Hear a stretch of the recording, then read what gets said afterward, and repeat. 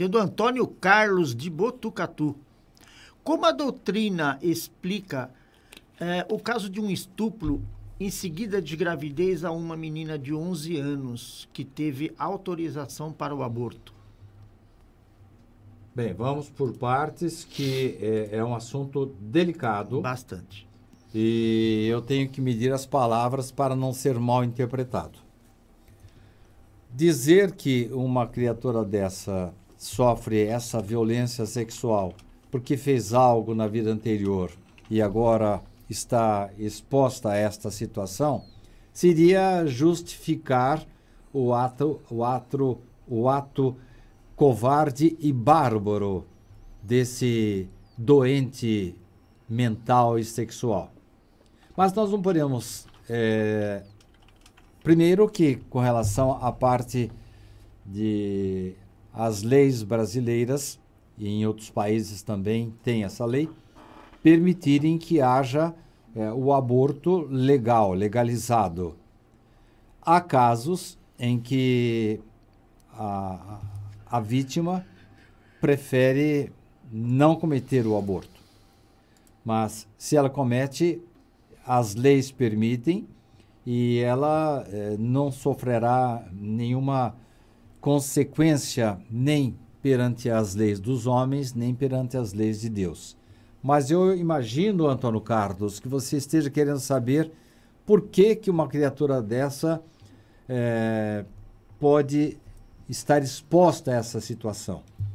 Vamos sair um pouco dessa situação propriamente dita para dizer que todos nós, eu, você, o Sérgio, o Jonatas e todos que estão nos ouvindo, todos nós temos alguma vulnerabilidade. O que significa isso? Dependendo do trem de culpas do passado, nós podemos estar expostos a esta ou aquela situação. Então, vou citar um exemplo que eu sempre digo aqui, quando eu fui ao Rio de Janeiro e era para eu passar no meio de um conflito, que haveria balas perdidas ali, mas eu levava comigo uma carga valiosa, que era Richard Simonetti. O que aconteceu? Houve uma orientação do plano espiritual e mesmo sem eu saber que estaríamos expostos a esse conflito, nós nos desviamos. Houve uma assistência do plano espiritual para que nós fôssemos poupados, não por mérito meu, mas por méritos da carga valiosa que eu estava levando, que era Richard Simonetti. Então, isso quer dizer que um indivíduo, por exemplo, que tem condições de receber a proteção do plano espiritual, então, quando ele está indo em direção a um conflito, que vai acontecer uma bala perdida, ou um desabamento, coisa assim, e Allan Kardec pergunta isso, no caso de uma escada, se o indivíduo, se o espírito pode enfraquecer a escada para ele cair. Então ele explica o seguinte: se há mérito da parte do indivíduo, ele é intuído para não passar embaixo daquela escada, não passar naquela rua, não ir para aquele lugar.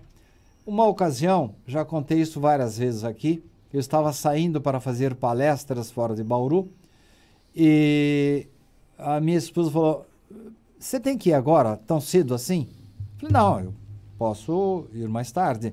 Então almoça aqui comigo e depois você vai. Eu não entendi bem porquê, mas eu atendi a sugestão dela, com muito prazer, almocei com ela. Em seguida saí, cheguei até a cidade em que eu deveria proferir a minha palestra, tomei o meu banho rapidinho, fui para o centro e proferi. Mais tarde, ela me disse que havia recebido uma intuição para que eu não saísse de casa tão cedo. E com efeito, a hora que eu saí de Bauru, vocês dois que estão comigo aqui agora, bauruenses, devem se lembrar de um acidente que ocorreu nas proximidades do hospital da Unimed, em que um caminhão pegou fogo e vários carros foram envolvidos nesse conflito. Olha só, a minha esposa recebeu provavelmente um alerta do meu protetor espiritual e fala assim, segura esse menino um pouco mais aí, deixa a coisa aclarar bem, aí ele pode passar depois. Com efeito, a hora que eu passei ali, eu vi de lado um estrago danado. Não quer dizer que eu pudesse perecer ali, mas eu poderia perecer. E eu fui preservado dessa situação graças à ajuda, à intuição da minha esposa. Poderia acontecer o contrário? Sim.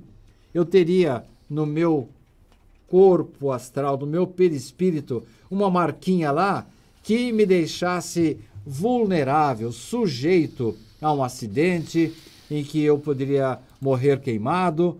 Então, se há essa marca, coisa que eu adquiri no passado, porque eu pus fogo em alguém dentro de um carro, ou porque eu matei alguém queimando essa pessoa, enfim, se eu tivesse essa marca perispiritual que me sujeitasse, que me deixasse vulnerável a essa situação, a minha esposa não seria alertada, eu sairia de manhã e poderia me envolver nesse acidente. Então você tire suas conclusões, Antônio Carlos. Então, quando nós temos um caso de uma pobre menina, uma pobre criança que sujeita-se a uma violência sexual como essa, nós temos depois milhões de casos de meninas que eram para sair cedo de casa e a mãe recebe a intuição, filha, não vai agora não, vai um pouco mais tarde. Ou então, filha, hoje o seu pai tem que trabalhar na cidade, ele vai levar você. Então, houve uma orientação, houve uma preservação. Por causa do quê? Por causa do mérito. Então, tire as suas conclusões, Antônio Carlos, para você entender que nada em nossa vida é por acaso. Mas vamos deixar bem claro, mesmo que o indivíduo esteja sujeito, vulnerável a uma situação, não justifica a ação do seu agressor. Senão, nós precisaríamos de um agressor para você pagar suas contas? Não. Nós poderíamos pagar nossas contas, nossos débitos, reparar os nossos equívocos de vidas anteriores de muitas maneiras. Às vezes, não necessariamente pela mesma situação que eu provoquei no passado. Então, no passado, há um caso que André Luiz descreve, em que o indivíduo matou um outro a facadas. E lá, no plano espiritual, a vítima reconciliou-se com o seu agressor. Ele recebeu várias facadas na barriga. Então, o agressor foi perdoado pela vítima. Eles se entenderam. E como é que ficou isso? Perdoado, mas não limpo. É uma expressão de um dos nossos mentores. Ele reencarnou. Não teve que passar por um atentado em que ele recebeu várias facadas na barriga, mas veio com problemas intestinais muito sérios. E se você colocasse-o diante de um raio-x, veria dentro do seu intestino vários furos, mas ele nunca foi agredido, mas ele já veio com aquela carga magnética oriunda do mal, das dores, das facadas que ele havia provocado na sua vítima em vida anterior. A vítima o perdoou, mas a lei de causa e efeito não o perdoou. Ele não vai precisar morrer com várias facadas na barriga, mas vai passar a vida inteira com problemas intestinais, com desconfortos, com hemorragias, com dores e inflamações. Tudo isso provocado por ele mesmo numa vida anterior. E olha que ficou barato. Ele reconciliou-se com a sua vítima, mas ele precisou reencarnar de maneira assim bastante limitada e passando por muitos problemas. Na base do reflexo condicionado de Pavlov, para que ele jamais volte a cometer esses crimes, para ele entender o que é bom para a tosse, para que ele não repita o mal que ele provocou, porque é o bumerangue. Do jeito que eu jogo, ele volta para mim.